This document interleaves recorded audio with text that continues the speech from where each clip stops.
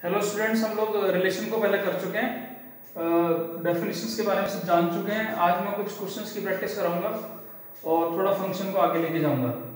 अगर हम इन दो क्वेश्चंस को देखें तो रिलेशन किस तरीके से, मैं पिछली क्लास में बता चुका हूँ कि every subset of A cross B is called a relation from a set A to a set B. अब क्वेश्चन नंबर फर्स्ट को देखिए। पहला मैं दे रखा कि इफ ए एक सेट दे रखा है दैट इज 1 2 3 जिसमें एलिमेंट है। सेट बी के अंदर आपको एलिमेंट दे रखे हैं 4 5 6। Which of the following relations from A to B is called relation, मतलब इनमें से कौन से रिलेशन है कौन से नहीं। क्योंकि डेफिनेशन तो हमें क्लियर हो चुकी है कि हम क्या बोल रहे हैं कि ए क्रॉस बी का सबसेट है, तो हमें अब ए क्रॉस बी पूरा फाइंड आउट करने की जरूरत नहीं है। हमें ये क्लियर हो चुका है कि हम ए क्रॉस बी में एलिमेंट कैसे आएंगे 1, 4, 1, 5 एंड सो ऑन टाइप। तो उसके जो सबसेट होंगे उसको हम रिलेशन बोलेंगे। ठीक है, क्लियर है। तो हम पहले रिलेशंस में 4 पार्ट दिए हुए, इन चारों में से हमें चेक करना है कौन से रिलेशंस हैं कौन से नहीं है। इट मींस हमें चेक करना है कि कौन सा रिलेशन ए क्रॉस बी का सबसेट है और कौन सा नहीं। तो हम पहले वाले पार्ट को देते हैं, तो 1 4 ठीक है, 1 इसका है, 4 उसका ठीक है, 1 इसका है, 5 उसका ठीक है, 1 इसका 6 है। बिल्कुल ये आपका एक रिलेशन है। बिकॉज क्यों है?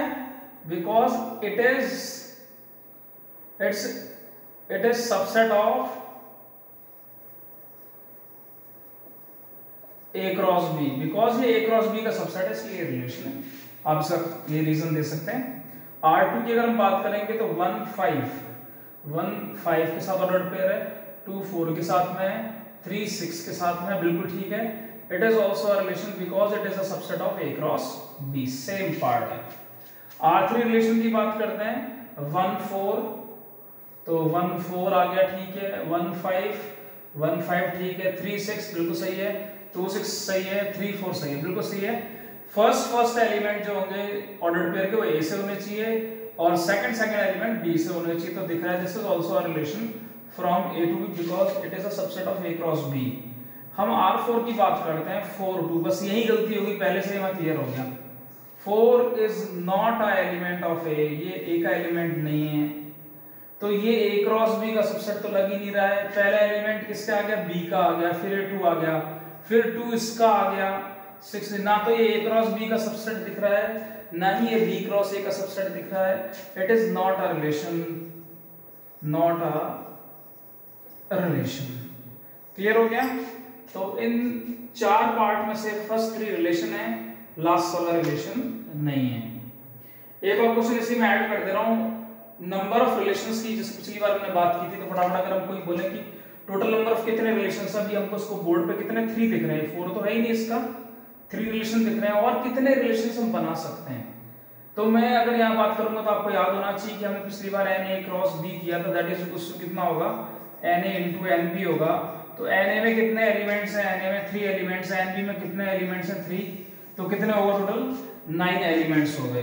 तो टोटल नंबर ऑफ सबसेट की अगर हम बात करें तो दिस इज इक्वल टू 2 की पावर 9 दैट इज 512 रिलेशंस हैं इन 9 एलिमेंट्स के बीच में। और हमने कितने डिफाइन किए हैं R3 तक। इसका टोटल कितने दिखा सकते हैं R512 तक हम इसमें रिलेशंस दिखा सकते हैं। ठीक है, अगले क्वेश्चन पे आते हैं, सेकंड पे। सेकंड क्वेश्चन हमें दिया है a relation R is defined from a set A to a set B as follow. अभी जो पार्ट आया है ये आपके सामने सबसे पहली बार इस तरीके से लिखा हुआ है। तो दिस इज एक्चुअली में this line is a relation. हमें ऐसे ऑर्डर्ड पेयर चाहिए जो उस रिलेशन में बिलोंग करते हो। ये वो रियल नंबर नहीं है -∞ से ∞ वाला, ऐसे रियल नंबर का ऐसे रिलेशन चाहिए x y जो x क्या करता हो डिवाइड्स y, x क्या करता हो y को डिवाइड करता है। और एक चीज क्लियर है, जब हम a से b में बता रहे हैं इट मींस x किस में बिलोंग करेगा, x a में बिलोंग करेगा ऑटोमेटिकली, एंड y किस में बिलोंग करना चाहिए, b में बिलोंग करना चाहिए। तो हमें ऐसे x और y हमें इसमें से ढूंढने हैं। तो कह रहा है express R as a set of ordered pair. Ordered pair की फॉर्म में इसके सेट को दिखाओ। तो हम सबसे पहले x से एक एलिमेंट ले लेते हैं 2। तो 2 किस किस को डिवाइड कर रहा है वहां पे? 2 3 को डिवाइड नहीं कर सकता है, 2 6 को डिवाइड कर रहा है। तो उस रिलेशन में अगर मैं ऑर्डर्ड पेयर की अगर आपके सामने बात करूंगा तो कौन कौन से एलिमेंट्स आएंगे? That is 2, 6। 2 7 को डिवाइड नहीं कर सकता, वो नहीं लिख सकते। 2 10 को डिवाइड कर सकता है, तो हम इसको लिख सकते हैं 2, 10। तो पहला एलिमेंट हमने ए का ले लिया, सेकंड एलिमेंट लेके चल रहे हैं। 3 को डिवाइड कर सकता है, बिल्कुल ठीक है, 3, 3 आएगा। और 3 6 को भी डिवाइड कर सकता है, तो इसलिए 3, 6 आएगा। नेक्स्ट आगे मुझे कोई भी एलिमेंट नहीं दिख रहा है, कोई भी नंबर नहीं दिख रहा जो 3 इसको डिवाइड करे। अगला 4 देखते हैं, 4 किसी को भी डिवाइड नहीं करता है। 5 को देखते हैं, तो 5 केवल एक एलिमेंट को डिवाइड कर रहा है, दैट इज 5, 10। ये क्लियर हो गया पार्ट आपको कि ये हमने रिलेशन कैसे निकाला है। जो हमको यहाँ पे लाइन दी हुई है ना, इस तरीके से भी क्वेश्चन कई बार पूछा जाता है, तो हमें इस चीज को समझना है कि हमने किया क्या है। अब इसमें इसने पूछा है कि determine there domain and range, कि डोमेन भी निकालो रेंज भी निकालो। तो डोमेन की अगर हम बात करेंगे तो डोमेन क्या होगा इसका आपको दिख रहा है। मैंने बताया था कि जो ऑर्डर्ड पेयर दिए हैं उनके फर्स्ट एलिमेंट का कलेक्शन करना है। तो इसके डोमेन के अंदर एलिमेंट कौन सा आ गया? 2, 2 लगाने की जरूरत नहीं है, सेम एलिमेंट को रिपीट करके सेट में लिखने से कोई मीनिंग नहीं बैठता है। 3, ये 5, ये आपका डोमेन आ गया। अगर हम रेंज की बात करेंगे यहाँ पे, तो रेंज में क्या होगा? सेकंड एलिमेंट्स का हमें देखना पड़ेगा। तो देखते हैं 6 10 3 6 10 आ रहा है, तो हमें क्या लिखना पड़ेगा? 3 6 10 लिख सकते हैं हम। 6 10 3 भी लिख सकते हैं, उसके ऑर्डर से उसको कभी भी कुछ फर्क नहीं पड़ता है। मैंने इस तरीके से पार्ट दिया। अगला स्टेप, अगला क्वेश्चन पूछा कि and R inverse. R inverse को भी फाइंड आउट करिए। तो इस रिलेशन का अगर मुझे इनवर्स निकालना है तो हम क्या करते हैं? उस ऑर्डर्ड पेयर को उल्टा करके लिखते हैं, that is 6, 2, that is 10, 2, that is 3, 3, that is 6, 3, that is 10, 5। तो हमारा क्वेश्चन का ये आंसर यहाँ पे कंप्लीट होता है।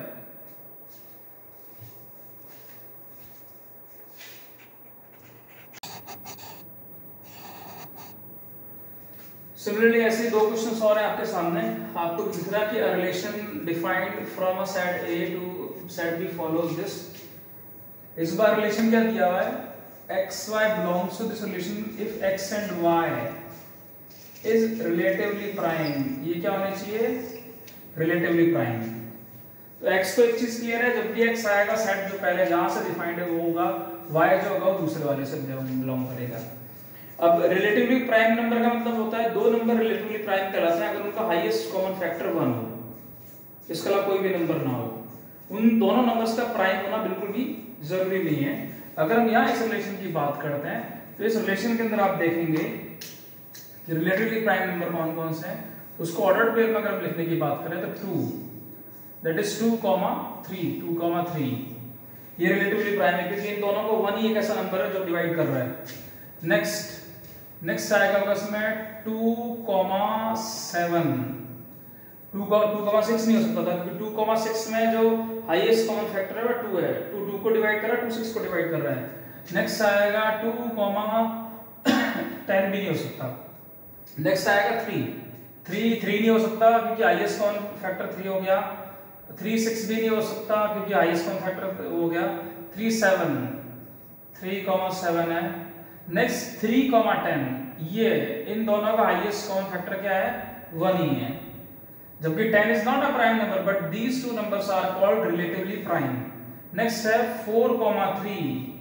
अगला एलिमेंट 4 ले रहा हूं तो उसका 3 लूंगा क्योंकि इन दोनों का हाईएस्ट कॉमन फैक्टर 1 है। 4, 7 ये 2 हो गए।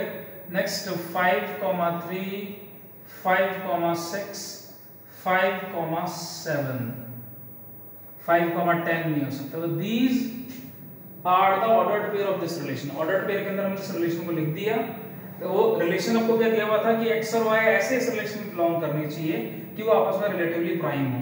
अगर हम इसके डोमेन की बात करेंगे तो इसका डोमेन आपको दिख रहा है बहुत क्लियरली। डोमेन क्या दिया हुआ है आपके सामने? This element is 2। नेक्स्ट क्या आएगा? 2 लेना नहीं है आपको, 3 बार आ गया।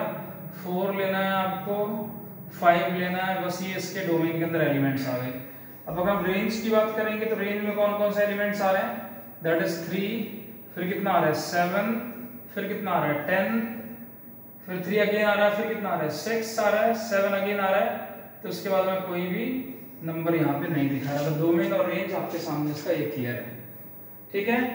उससे अगला क्वेश्चन आता है, उसको देखते हैं। A relation defined on a set of integers z। मैंने आप लोगों को एक चीज डिफाइन की थी, relation on a set A, it means that is subset of A cross A। ये पहला क्वेश्चन आपके सामने आया है जिसके अंदर ऐसे A और B फाइनाइट सेट डिफाइंड नहीं है, आपको इनफाइनाइट सेट है, और ये पहला रिलेशन आपके सामने आया है जो इसको इक्वेशन की फॉर्म में दे रखा है, जो इसको सेटिस्फाई करे। तो यहाँ आप देखेंगे कि सेट ऑफ इंटीजर्स, मेरे को मालूम है कि मैं z क्रॉस z के सबसेट की बात कर रहा हूं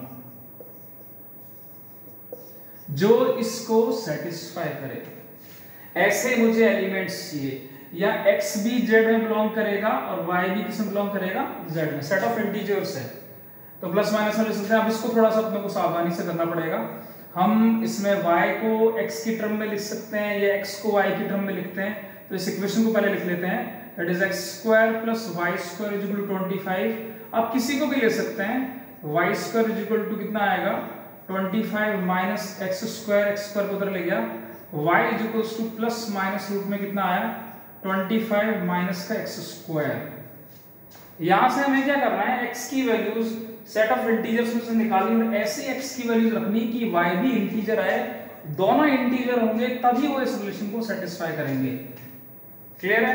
तो हम अगर मैं आपको एग्जांपल के फॉर्म में अगर x इक्वल टू 1 स्टूडेंट पहले पुट करने की कोशिश करेगा, या अगर हम 0 पुट कर देते हैं तो y कितना आ रहा है, y इक्वल टू कितना आ गया प्लस माइनस रूट के अंदर 25 माइनस 0 का स्क्वायर, तो this is equal to plus minus 5 आ गया।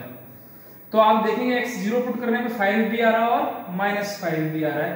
तो हमारे पास इस रिलेशन में एक आया 0,5, एक आया 0,-5। ये हमारे पास ये ऑर्डर पेयर मिला हमको पहला। x इज इक्वल टू अगर हम 1 लिखते हैं तो आपको पता है कि y इज इक्वल टू कितना आएगा प्लस माइनस रूट का 25 minus 1 is equal to plus minus root 24, that is not belongs to z।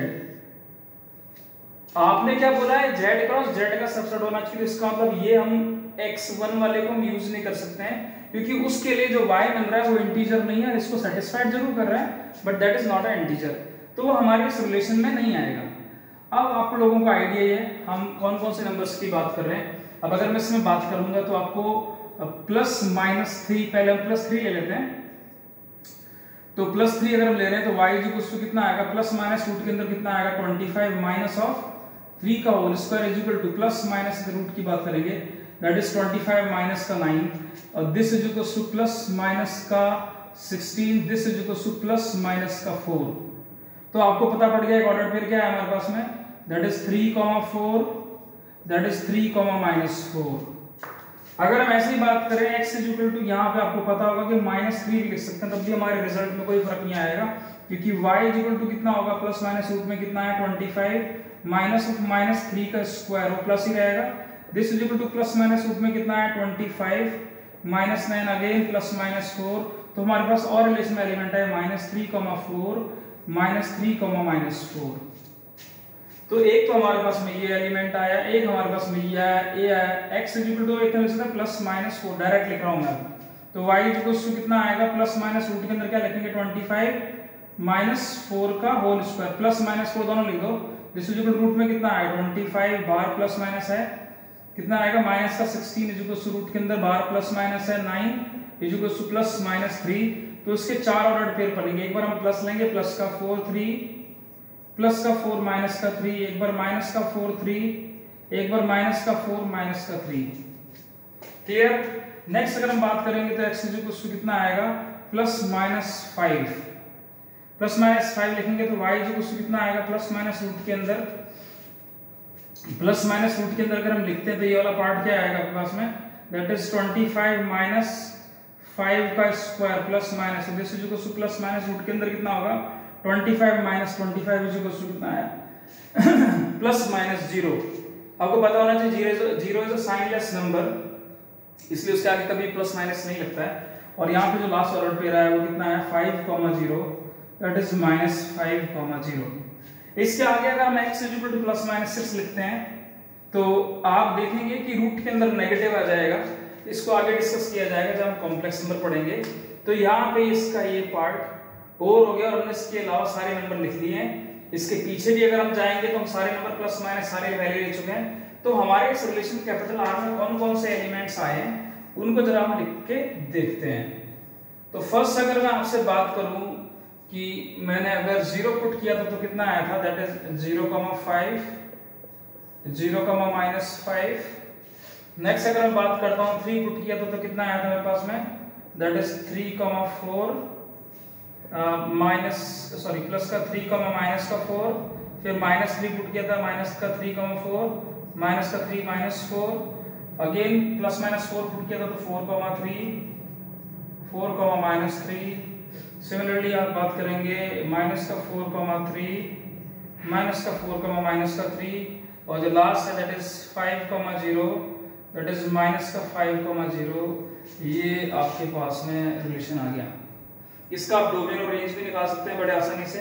अगर हम आर इनवर्स की बात करेंगे तो आर इनवर्स को भी आप निकाल के चेक कर सकते हो, वो कितना आएगा, दैट इज 5 ऑर्डर पेयर उल्टे करने हैं आपने, -5,0, दैट इज 4,3, -4,3, माइनस का प्लस का 4, -3, -4, दैट इज 3,4, -3,4, 3, -4, यहाँ पे -3 है, ये -3, -4, 0,5 एंड 0,-5। तो आर और आर इनवर्स आपके ये है। तो इस टाइप का भी आपको एक रिलेशन मिलेगा और हमने रिलेशंस को इस तरीके से डिफाइन कर दिया है। क्लियर है? रिलेशन के और भी एग्जांपल्स हैं, इसके बाद में और आप लोग प्रैक्टिस करिए, ठीक है ना। आप बहुत सारे क्वेश्चंस की प्रैक्टिस कर सकते हैं। एक्चुअली में जो रिलेशन आपको पूरा मिलेगा वो +2 क्लास के अंदर ही मिलेगा। तो कुछ दिनों बाद में उस रिलेशन को भी मैं कंप्लीट करा दूंगा, यूट्यूब पर अपलोड कर दूंगा, तो आप उसको उसमें से भी देख सकते हैं अगर आप इच्छुक हैं कि आगे रिलेशन में क्या आने वाला है। आगे हम लोग एक बहुत इंपॉर्टेंट टॉपिक है, इसको स्टार्ट करने जा रहे हैं और उसका नाम है फंक्शन। उसका नाम है function.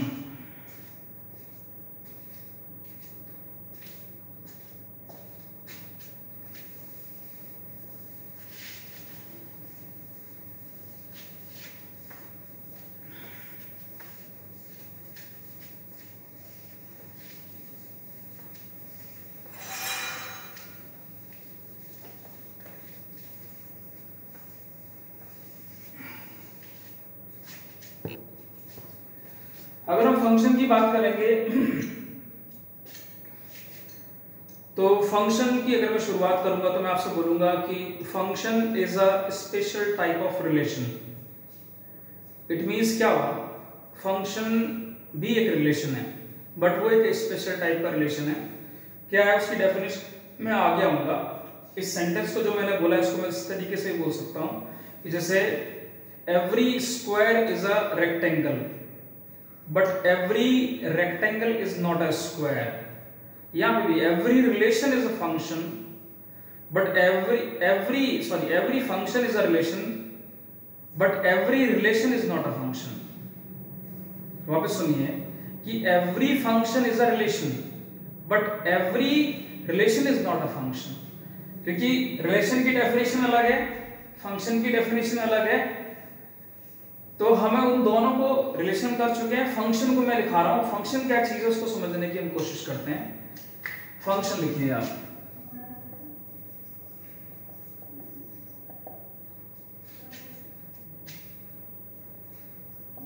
a function f from a to b is a rule or statement in which every element of set A is uniquely associated with some elements of set B। कह रहा है कि function f(a)(b) is a rule or a statement in which every element of a set A is uniquely associated with some elements of a set B। सबसे पहली चीज तो इसमें ये पार्ट आपको हमेशा ध्यान रखना है, every element of a set है इसको समझना है, और यूनिकली एसोसिएटेड को भी आपको समझना है।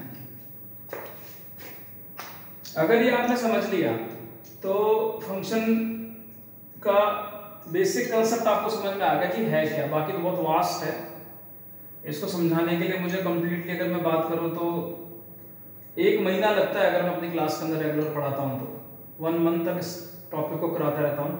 अब इसको देखते हैं कितना टाइम लगेगा इसमें। बट यहाँ पे मैं अगर बात करूंगा फंक्शन f(a)(b) इज रूल। अब हम इसके जो ये बोलना चाह रहा है उसको मैंने आपको ये 2 की पॉइंट तो बता ही दिए हैं। मैं कुछ एग्जांपल्स के साथ में आपको सेट कर रहा हूँ यहाँ पे देख के कि आपके सामने 4 एग्जांपल लिख रहा हूँ, उन चारों को आप ड्रॉ कर लो और मैं आपके सामने डायग्राम ड्रॉ कर करके लिख रहा हूं और आप खुद उसके आंसर सोचते रहना, ठीक है। मैं आंसर उसमें बाद में आप लोगों को दूंगा, लेकिन आप अपनी कॉपी में वो आंसर लिख लेना। मैं लिख लिया 1 2 3 4, लिख दिया A B C D E, यह आया 1 2 3 4, यह आ गया A B C D E, क्या आ गया 1 2 3 4, that is A B C D E, 1 2 3 4 A B C D E।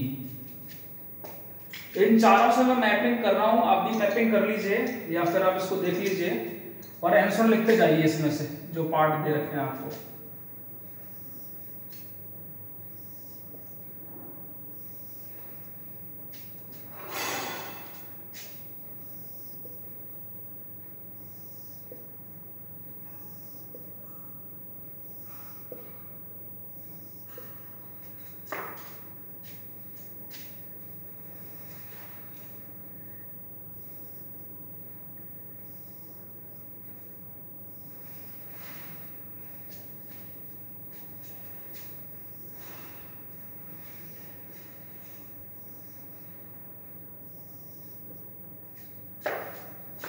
तो यहां मैंने आपके सामने ये एरो डायग्राम बना दिया है।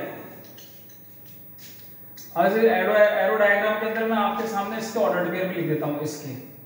तो ये कितना है 1, आप जब तक सोचते रहिए 2 कॉमास, इसको यहां से शुरू करते हैं हम। ये आएगा 1 A 2 C एंड 3 E। ये फर्स्ट वाले पार्ट के लिए। इस वाले पार्ट की बात करते तो कितना आएगा यहाँ पे, इस वाले पार्ट को यहाँ लिख रहा हूं मैं 1 A, लिख देते हैं नीचे 1 A 2 B 2 C 3 D and 4 E। Clear? ये ऑर्डर पेयर बना दिए इस एरो डायग्राम से। इस एरो डायग्राम से बनाते हैं 1 A 2 B 3 B 4 B। एक ये बना देते हैं 1 A 2 B 3 C 4 E। अब अगर हम यहाँ पे बात करते हैं, मैंने आपके सामने चारों लिख दिए हैं, मैं इन चारों का आंसर देने जा रहा हूं। अगर आप लोगों ने अभी तक आंसर नहीं सोच पाए हैं तो आप सोच लीजिए। 2 चीजें ध्यान रखनी है, every element of a set A that uniquely associated with B. ठीक है, आप पॉज करके अपना आंसर लिख सकते हैं, मैं बताने जा रहा हूं। फर्स्ट वाला आपका रिलेशन फंक्शन नहीं है, रिलेशन है, क्योंकि ये A क्रॉस B का सबसेट है। बट ये फंक्शन नहीं, क्योंकि इसका एलिमेंट जो 4 है, आपका जो इसका एलिमेंट 4 है वो किसी से not associated any element, not associated any element of B. That is why this is a relation but not function. इसका 4 एलिमेंट, क्योंकि मैंने बोला every element of a set है। अगर F A to B defined है तो set ए का हर एक एलिमेंट इससे मैप करना ही करना चाहिए। आगे आ रहा हूं, इसकी बात करते हैं। तो इसमें देख रहे हैं कि एवरी एलिमेंट इसका एसोसिएट कर रहा है, बिल्कुल ठीक है। बट फिर यहां गड़बड़ी हो गई, ये यूनिकली एसोसिएटेड नहीं है, क्योंकि एक ही एलिमेंट 2 से एसोसिएट कर गया है। तो ये क्या है? Not uniquely associated. ये लिख देते हैं, ये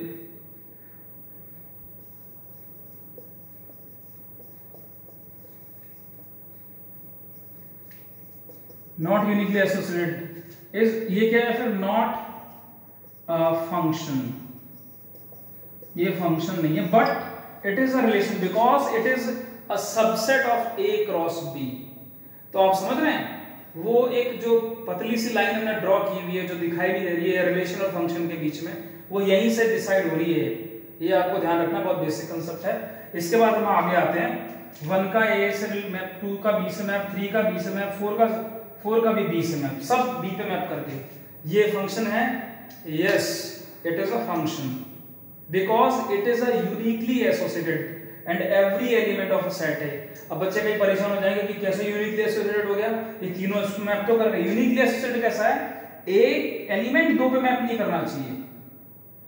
ये से यूनिकली एसोसिएटेड है, ये से यूनिकली है, एक 2 से एसोसिएट तो नहीं कर रहे ना, ये ध्यान रखना है आपने। That is why it is अ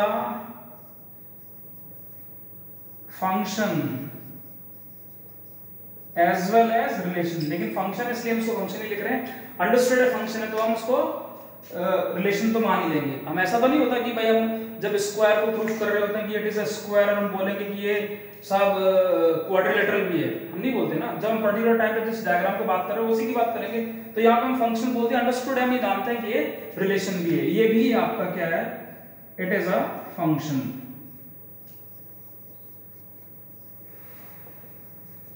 ये भी आपका फंक्शन है।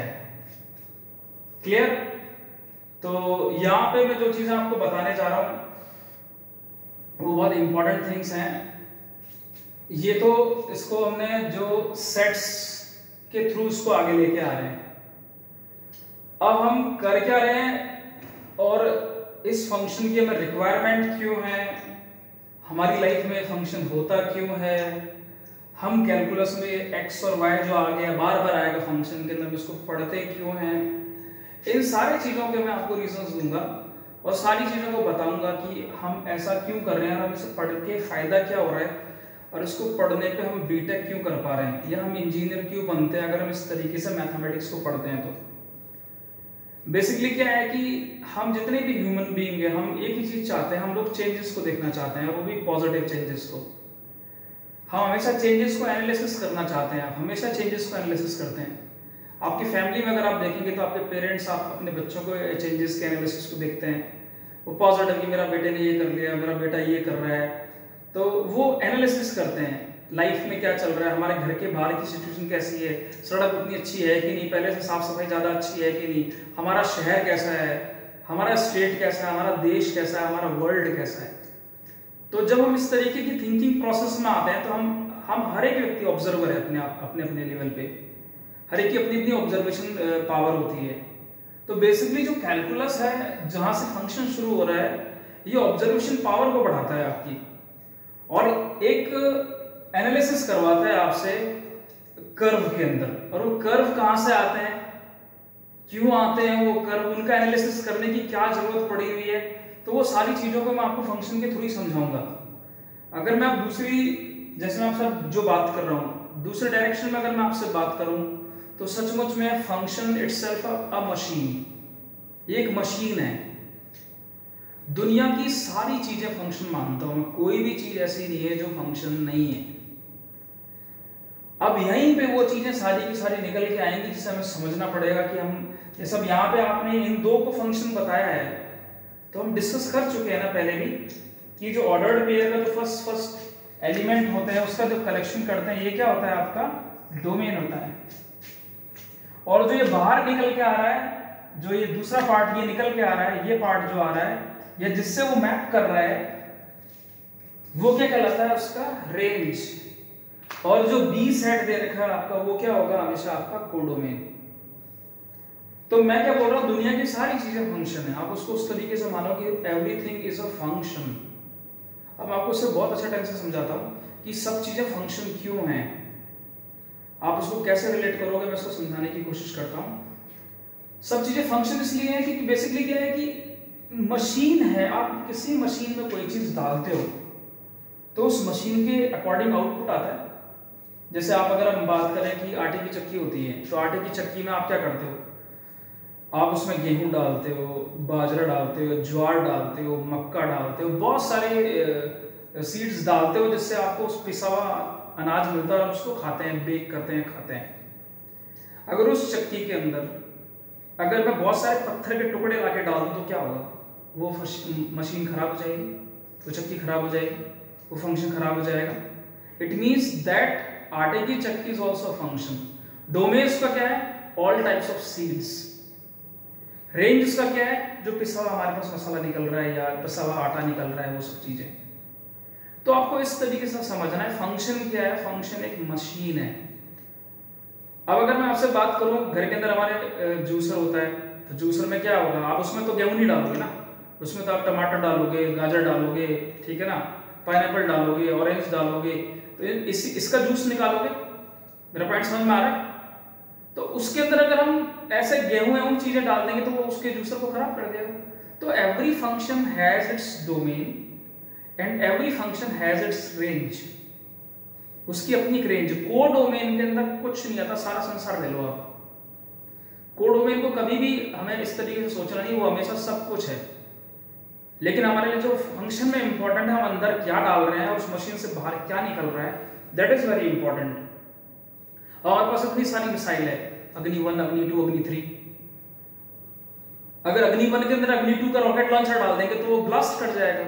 तो उस मशीन के लिए अग्नि 1 की मिसाइल बनी हुई वो डालेंगे तो वो सही जगह शूट करेगा। या कोई भी गाड़ी है, दुनिया की जो भी गाड़ियां चल रही हैं, वो सब के सब क्या है, वो all are machines, are all things. मैं खुद फंक्शन हूं, मैं भी समझाऊंगा कैसे। आप सभी फंक्शन है, ये मार्कर फंक्शन है। डोमेन क्या हो गया, इंक, और रेंज क्या है जो मैं लिख रहा हूं। इस मार्कर को खोलते हैं और इसमें ना वाटर डाल देते हैं थोड़ा सा, ये मार्कर खराब हो जाएगा, फेंकना पड़ेगा मुझे, ये कभी भी बोर्ड पे नहीं चलेगा। एक चम्मच अगर आपने पानी डाल दिया ना तब भी ये खराब हो जाएगा। तो इस फंक्शन का डोमेन क्या है, इस फंक्शन का डोमेन है इंक, जो इसके वाली इंक है, और रेंज क्या जो मैं लिख रहा हूं उसको। अब मैं बता रहा था कि मैं खुद फंक्शन हूं, आप खुद फंक्शन है। क्यों है फंक्शन आप? बहुत सारे स्टूडेंट्स मेरे लेक्चर देखेंगे या देख रहे होंगे, तो हर एक बच्चा इस लेक्चर को अपने तरीके से लेगा, ठीक है। तो हर एक बच्चे का अपना एक डोमेन है, क्योंकि वो खुद एक मशीन है। मैंने डिलीवरी की है, उस मशीन ने क्या क्या लिया है और उस मशीन से क्या क्या रेस्पॉन्स आ रहे हैं, क्या क्या सोच रहा है वो अलग अलग डायरेक्शन में, और कैसे वो आईआईटी की तरफ अपने आप को लेके जा रहा है। ये कोई बच्चा उसको समझ में ही नहीं आ रहा है ये क्या बता रहे हैं, तो वो उस तरीके की मशीन होगी, उसको समझ में नहीं आया है। वो ये पार्ट नहीं, वो मशीन इस डायरेक्शन के लिए नहीं है, वो किसी और डायरेक्शन के लिए बनी हुई है। लेकिन वो बच्चा जो समझ रहा है वो आईआईटी बन रहा है।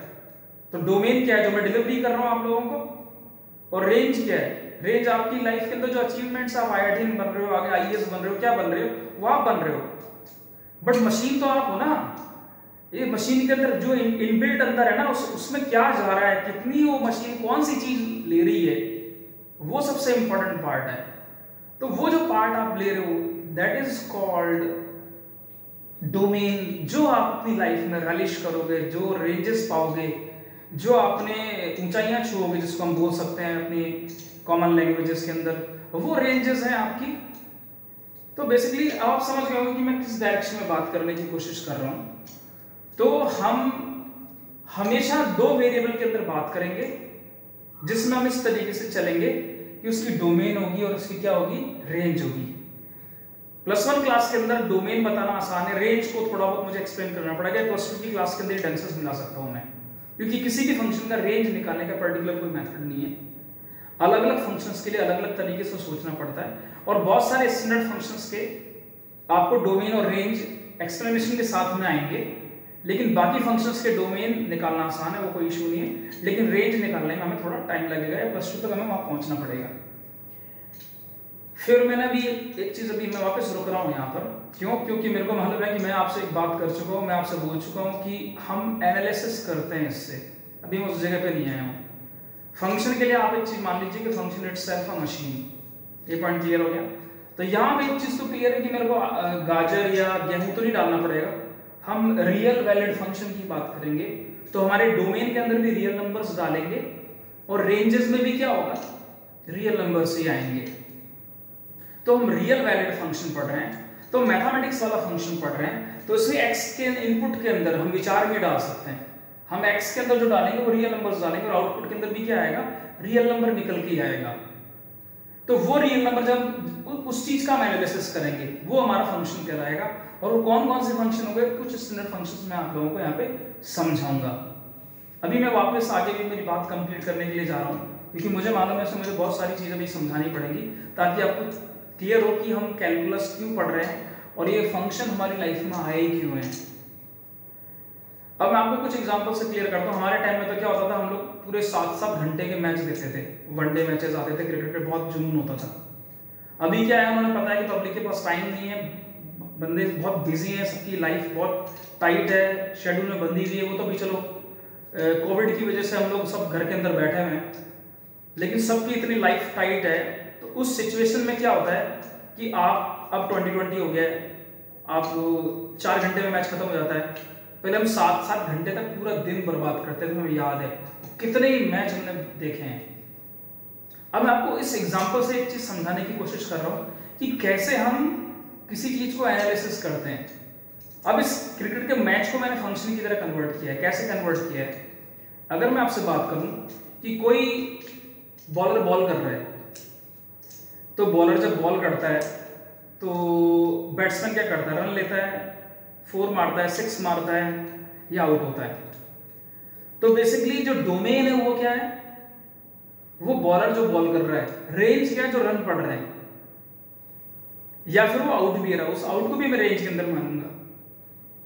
आप देखेंगे जो मैच के अंदर जो ग्राफ बनता है, आपने देखा ना, किसी भी टीम का ग्राफ ऐसे बन रहा होता है, फर्स्ट ओवर में 3 रन, फिर किसी ने बताया 6 रन, फिर किसी ने बताया 1 रन अगले ओवर में। तो ये ग्राफ किस चीज का है, ये किस चीज का ग्राफ है, ओवर का, और ये किसका ग्राफ है, रन का ग्राफ है।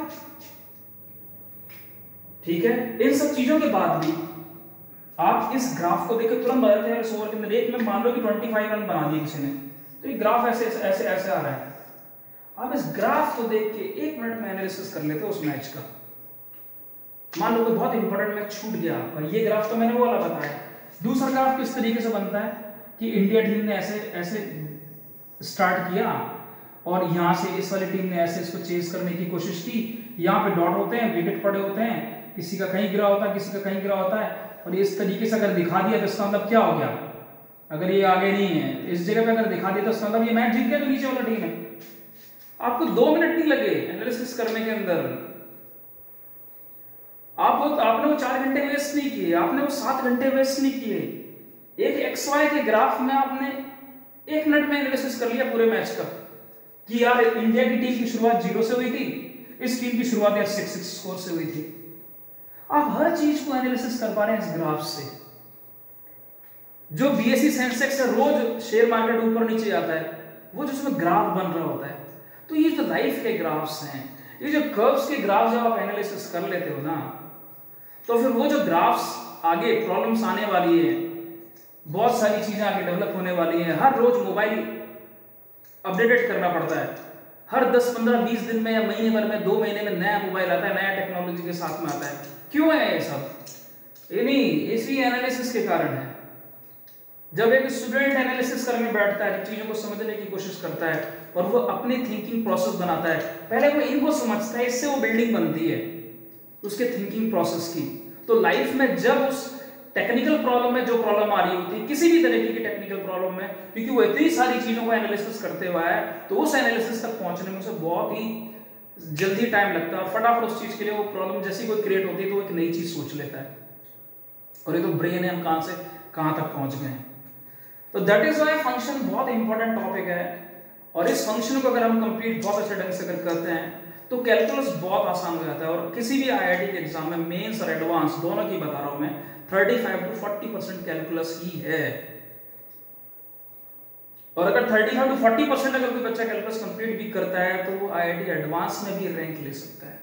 बेसिकली ये जिसको मैंने आज आप लोगों को थोड़ा सा ब्रीफ किया, बहुत ज्यादा नहीं बताया आपको, लेकिन मैंने रिलेशन और स्टार्टिंग कर दी इस फंक्शन की।